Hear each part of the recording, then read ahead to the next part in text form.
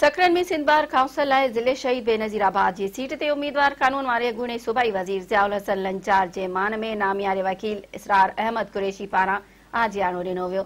आजयाणे में ज़िले नवाब शाह जे वकीलनि ऐं मौज़ज़नि वॾे अंग में शिरकत कई।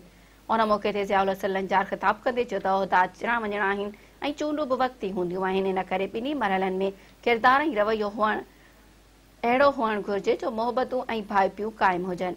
हुन वधीक चयो त जेतिरो वक़्तु बि मनसब ते रहियो आहियां वकीलनि जे मसइलनि खे ज़ाती मसइलो सम्झी हल कराइण लाइ कोशिशि कई आहे, जंहिंजा अव्हां वकील शाहिद आहियो। संदसि चवणु हो त इनशा अल्लाह हींअर बि साॻियो इरादो आहे त कामयाब थी वकीलनि जे मसइलनि ते अॻु खां बि वधीक ध्यानु ॾिबो। ज़ियाء الحسن लंजार चयो त अॼोके प्रोग्राम जो मेज़बान इसरार अहमद कुरैशी असांजो पुराणो वफ़ादार साथी आहे, असां बि साणस निभायो आहे।